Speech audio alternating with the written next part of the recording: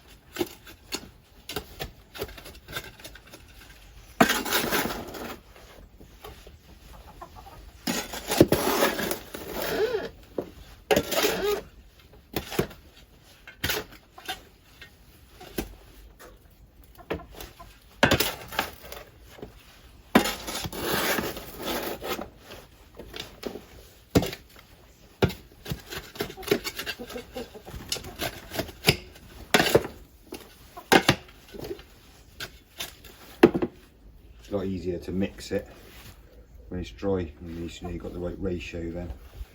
Right, let's go and get some water. Picked out most of the big stones out of it. Pick most of the big stones out of it. They're not going to go down the side. Not worrying about it too much. It's nice, gives it some strength. To have bits of rock in it. It's mostly green sand and lime here on the lime ridge. I'd like to have a bag of lime, hydrated lime, but I haven't got any. And also, I mean, there's lime up in the hill. I can dig it up.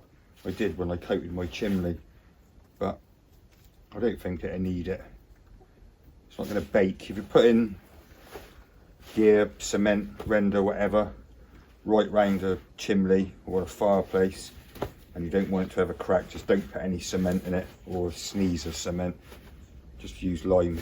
I used to do this professionally, do people's fireplaces and stuff. No rude comments saying it doesn't look like it. Long time ago. But if I had to say one thing in life, when I was learning how to do building work, I was trying to save up some money to buy a house, because I knew I'd never be able to buy a house that was finished. So I thought I'd have to learn how to build it and repair it to be able to make the money to get on the ladder, so to speak, that elusive ladder. And didn't happen. Story anyway, another yarn. But what it did do, it gave me all the skills to be able to do this, build the cabin, the new shed EcoPod, everything without even thinking about it. So whatever you learn in life, although you think sometimes people say, oh, you wasted 3 years of my life learning that, I'm never going to use it. I mean, hopefully it all comes together, and all these skills, knowing how to cook, knowing what design I want for an outdoor fire. I'm a professional chef, gourmet, classically trained, but I've also spent the last 15 years living here, cooking on a fire. So anyway, let's go and get some water, get the gear done, and then we'll fill it up.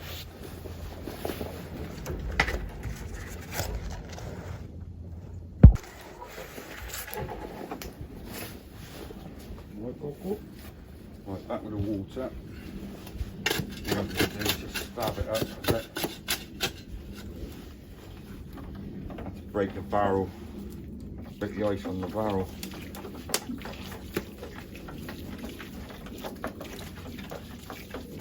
What I don't want to do is make it too wet first of all. Unfortunately, I've had a pound for every cement mixer full of render I'd made when I was a plasterer. I'd probably be a rich man. No, I don't know. There you go. So I'm just going to let it soak in. You can sort of just see straight away. You just put your spade in it then. Try and take it easy. Got ripped everything down there and up here straining, making the cider last time. But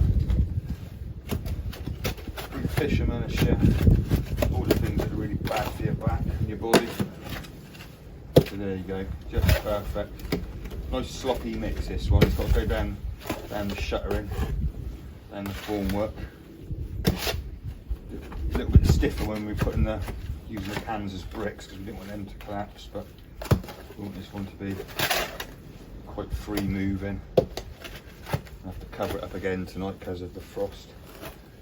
Ideally you'd be doing this in warmer weather, but I want it to set before I use it. I was thinking about when you have a channel, it's going to be forage, fish and cook, and I'm just fed up, to tell you the truth, of like trying to do everything, make a video and do everything and take everything down to the beach or take it down to the river. When I'm up here in the woods, I can do all the woodland wild food up there. Got all my veg up there. I'm not just going to be foraged wild and fished. I obviously have some stuff from the kitchen garden. You'd be using rice. You do real recipes, not just like throwing a fish on the fire, etc. But yeah, I'm trying to work it out because the sun comes from. I've said that, and it's all about trying to be able to see me. So do a bit of a test video this one for to see if it actually works. Put the gear down there now. Beautiful. Beautiful. I first started plastering, I was labouring before making up this mix. I asked him if I could have a go and he said no. So I spill it everywhere, and I've done it straight off.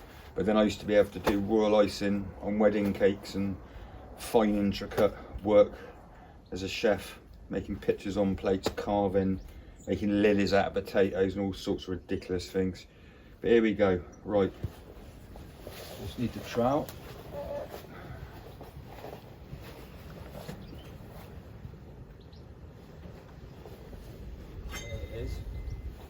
Haven't got a building trowel, just a gardening trowel. So, how is it going to be when I'm cooking?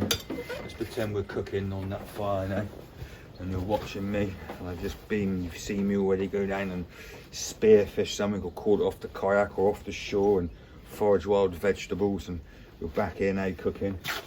I suppose what I'm going to do is have I need something to be able to walk around it, but I was going to have a bit of a chopping board there. Maybe one that comes in on, so it can fold down. Something I can just work and chop there, I suppose. But yeah, the sun comes from that way and you've got to be able to see me, haven't you? So just get the gear and always keep it moving. That won't be in the way, I know that's in your way at the moment.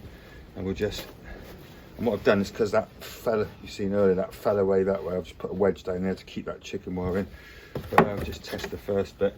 And all I'll do is I'll just keep firing it down, throwing it down like that, hurling it down, a bit like we're doing that type of rendering, line rendering, which my memory's eluded me what it's called, because it's such a faff. Where did I do that? Rodine Girls' School, the most expensive girls' school in England, in Brighton. There was a plaster. We've pegged all that down. I don't know if you've seen it, put pegs down there to stop it moving, but it wants to be quite robust. That's going down, and I'll just stuff that down there now. With get a batten that reaches the bottom in a minute. That's not really long enough, but yeah, and just pack it all down. Get down there and just give it a good pack down. And I'm going between the shuttering and the chicken wire. Once that's down there, we've got a few inches down there. You can take that wedge out now and it'll hold. Anyway, I'll carry on filling the rest of that up, and I'll put some on the top as well. Maybe come bring the camera down and show you that when I've done that in a minute.